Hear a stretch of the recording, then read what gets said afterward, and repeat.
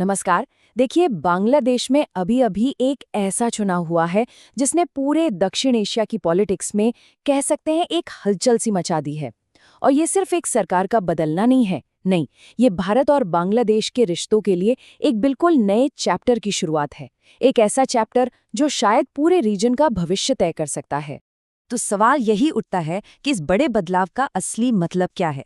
क्या ये सिर्फ सत्ता का एक हाथ से दूसरे हाथ में जाना है, या फिर हम दक्षिण एशिया के लिए एक नए युग की शुरुआत देख रहे हैं। आइए इस पूरी पहेली को एक एक कर सुलझाते हैं।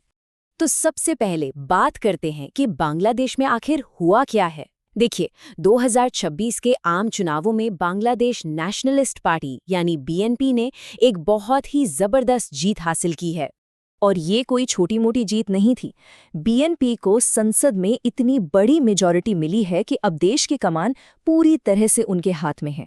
और एक नए प्रधानमंत्री के साथ बांग्लादेश अब एक नई दिशा में आगे बढ़ने को तैयार है।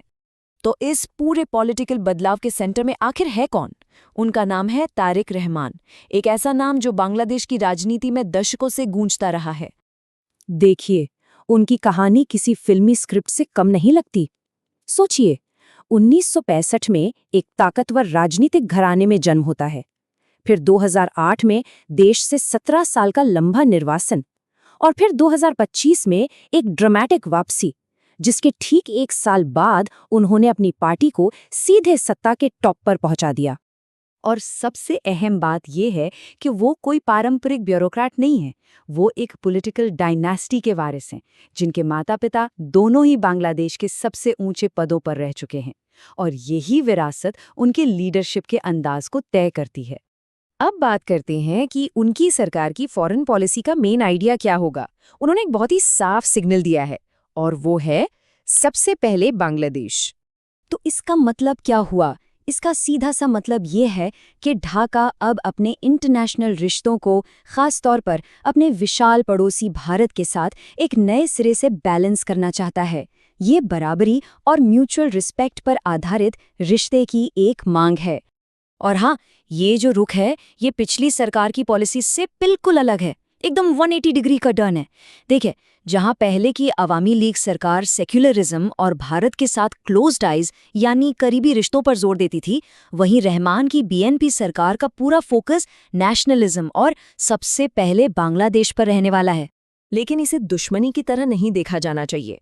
जैसा कि एक एनालिसिस में कहा गया है, ये सिर्फ एक रिकैलिब्रेशन है, एक तरह का पुनर्संतुलन। ढाका बस ये साफ करना चाहता है कि वो अपने पड़ोसी से किस तरह का बर्ताव चाहता है। तो इस नए अप्रोच के साथ भारत और बांग्लादेश के बीच कुछ पुराने और काफी सेंसिटिव मुद्दे फिर से बातचीत की टेबल पर आने वाले हैं। पहला और शायद सबसे पेचीदा मुद्दा है नदियों के पानी का बंटवारा। दोनों देश 50 से भी ज्यादा नदियां शेयर करते हैं, और ये हमेशा से एक बहुत ही नाजुक टॉपिक रहा है। अब ये मुद्दा इतना जरूरी क्यों है? वो इसलिए क्योंकि ये दशकों से दोनों देशों के रिश्तों में एक कांटे की तरह चुभता रहा है। खासतौर पर तीस्ता नदी का समझौता, जो ढाका में एक बड़ा पॉलिटिकल और इमोशनल मुद्दा बन चुका है। तारिक रहमान ने ये साफ कर दिया है कि उनकी पहली प्राथमिकता बांग्लादेश की खेती के लिए नदियों का उचित हिस्सा हासिल करना होगा। जाहिर है, ये उनकी सरकार के लिए एक बड़ी डिप्लोमैटिक चुनौती होने वाली है। अच्छा, पानी के अलावा एक और मुद्दा है जो दोनों देशों के रिश्तों में अक्सर तनाव पैदा करता है, और वो है बॉर्डर पे सिक्योरिटी और वहाँ होने वाली घटनाएं। देखिए, बॉर्डर पर भारत की बीएसएफ की तरफ से होने वाली फायरिंग में बांग्लादेशी नागरिकों की मौत ने अक्सर वहाँ भारत के खिलाफ सेंटिमेंट को भड़काया है, और ये घटनाएं पॉलिटिकली बहुत ज़्यादा सेंसिटिव हो जाती हैं। इस मामले पर रहमान सरकार का रुख काफी सख्त रहने की उम्मीद है। वो बॉर्डर पर होने वाली मौतों को रोकने के लिए मजबूत प्रोटोकॉल और अकाउंटेबिलिटी की मांग करेंगे। लेकिन इन सारे तनावों के बीच ये नहीं भूलना चाहिए कि भारत और बांग्लादेश के रिश्ते की नींव बहुत गहरी है। व्यापार हो, कनेक्टिविटी हो, रीजनल सिक्योरिटी हो, या फिर मानवीय साझेदारी, ऐसे कई एरियाज हैं जहां दोनों देश एक दूसरे के लिए बहुत जरूरी हैं। तो इन सब चीज़ों को देखते हुए नई दिल्ली की तरफ से क्या रिएक्शन हो सकता है? भारत की स्ट्रैटेजी आखिर क्या होगी? तो भारत क्या करेगा? एक्सपर्ट्स का मानना है कि नई दिल्ली एक बहुत ही संधी हुई स्ट्रैटेजी अपनाएगी। मतलब आइडियोलॉजी से ज़्यादा प्रैक्टिकल अप्रोच पर जोर दिया जाएगा। ऐसे किसी भी कदम से बचा जाएगा जिसे बांग्लादेश अपने अंदरूनी मामलों में दखल समझे, और साथ ही ट्रेड और सिक्योरिटी जैसे ज़रूरी एरियाज में कोऑपरेशन को जारी रखा जाएगा। तो इस पूरे एनालिसिस की बॉटम लाइन ये है कि ये रिश्ता ख़त्म नहीं हो रहा बल्कि बदल रहा है। ये दुश्मनी की शुरुआत नहीं बल्कि एक प्रैक्टिकल रीबैलेंसिंग का दौर है, जहां दोनों ही देश अपने अपने हितों को नए सिरे से देख रहे हैं।